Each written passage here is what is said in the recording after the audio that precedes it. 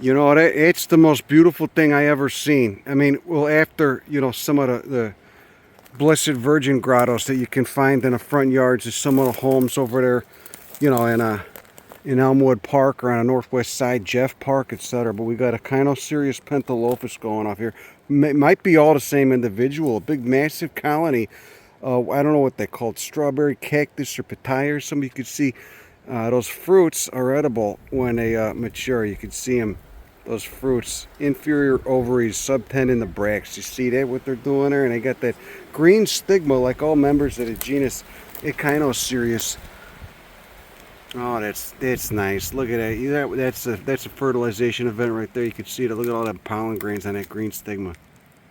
See that the same way that every home, you know, on the west side, northwest suburbs, southwest side of Chicago, all those areas needs to have a Blessed Virgin grotto, you know, with a little plexiglass, you know, a piece of plexiglass, you know, blocking it off from the elements and from potential teen vandals, you know, with the white brick and the stone in their yard. Same way, you know, every house in Chicago has to have that. Every house in South Texas has to have a massive colony of Echinocereus pentalophus in a yard. You know, to counteract the spiritual decay that we all imbibe upon each other. You know what I mean? Look at it. These little, each one of these little stems will root easily. Cut it, slice it, let it dry out for a day or two. Stick it in some soil, right? Bright morning sun, maybe afternoon shade.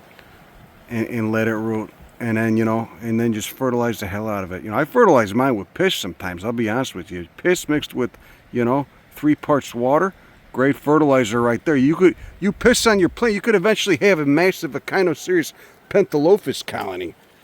Get some nice Parkinsonia texana, Texas Palo Verde in the back, right there. See that? That's a banger right there. We got a nice light canopy of mesquite above us. See that? All kinds of stuff going on. Koeberlinia, spinosa up there. Just all the Thornscrub, you know. Brought my little mosquito racket, you know, to electrocute those fucking assholes if they... Look, there's your Koeberlinia spinosa. See that? And here's the flowers. And they stink. They smell kind of like feet. It's weird. A couple... I don't know if these are gutterfly pollinated, baby. I think these might be something else. You know, but there's a couple unrelated plants down here in this habitat that produce flowers that stink like that. Gauchnadia hypoluca does that too. So it must be a coevolution with some kind of specialist pollinator that likes that terrible smell. I mean, it's not that bad. But I've smelled a lot of heinous shit in my life, so I got a broad spectrum on which to grade it. You know what I mean? So this isn't that bad, but you would probably find it quite offensive. Yeah, that's what I thought. Fly, look at that. You got a big ass fly on there. Look at that. Fly pollinated. Flies do a lot of pollination, and they don't get any respect. A lot of fly pollination going on down here. Look, great illustration. Parkinsonia texana and Parkinsonia aculeata. See that right there with those feathery leaves. 2 great species in the same genus. Oh, this is nice here, man. This is not too badly invaded. This is what a lot of habitat down here used to look like before the buffalo and guinea grass invaded. And you can see the buffalo and guinea grass. Look at the harvester ants. Where's the phrynosoma? The buffalo grass and guinea grass are here, and they'll probably, you know, ruin this habitat in 10 years. But right now, they haven't gotten established yet. It's kind of nice to see. Beautiful habitat, man. This is, look, you get this ground, this open ground. Get some opunti over there, the prickly pears, massive. Look how big that Koeberlinia colony is. God damn it, that's nice. Oh, this is a nice one to see. You don't see this every day. Mammillaria prolifera. Those yellow flowers. Frequently gets confused with Escobaria emscoteriana. But Mammillaria flowers in a ring. Escobaria flowers right at the apex of the plant. Look, see that? Look, look, you got little trichomes coming out from the spines. Almost looks hairy. I mean, it kind of is. What a wonderful little cactus. Thanks, baby. See, you got another one over there. Damn invasive buffalo grass. What's going on? You're just doing that again because you know I'm filming. I know what you're doing. Always under the canopy. They need a little bit of shade. It's just too hot here. There's a little one. See that? Probably it's from a cutting. Might have been a larger colony at one point, but nothing's going to be as big as what we just seen. Still nice though. Look, there's Billy Turnera helleri. Really cool salt-loving member of the Malvaceae. Not salt-loving, but salt-tolerant. This is a weird one, all right, with a nice common name, all right? Texas snake eyes, Phallothamnus spinescens, order Caryophyllales, spinach, beets, and cactus, but it's in Echinocereus, which is a family that's only got 2 genera in it, Phallothamnus and Echinocarpa. Look at that. But those are the fruits. See that? Need to get. You know what? I haven't gotten good photographs of the flowers on this one yet. I need to get good photos of the flowers. I got a 3-year-old on my shoulders right now as I'm filming, so forgive the shaky camera. All right, but quintessential plant of the Thornscrub. Oh, this is a fucking great plant. Look at that, Mammillaria philippes. Let's see that. Where's the purple? Let's get a flower. Let's get a nice flower. There we go. Oh, it does good in the garden too. Seed can take a while to germinate. Look at the underside. Those spear-shaped malvid leaves.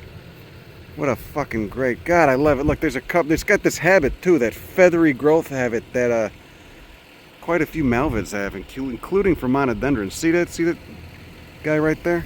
God, it's a nice day out. Salvia bellata flora. Got this convolvulus over here, a little white flowered morning glory.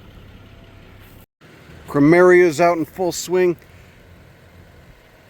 Look at those fucking flowers, man. Again, those top 3 petals just modified into lipid-producing glands for centris bees. Bees in the genus centris that pollinate. Look at those tiny leaves, too. Tiny fucking leaves.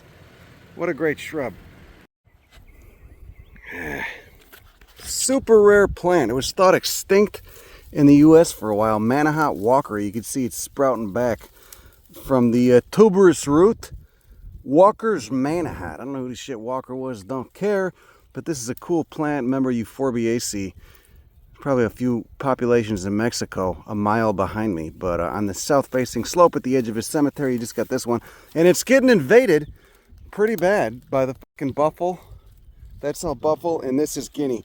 Guinea's got that kind of pink tinge to the base of it. If you could see it, see that kind of like maroon.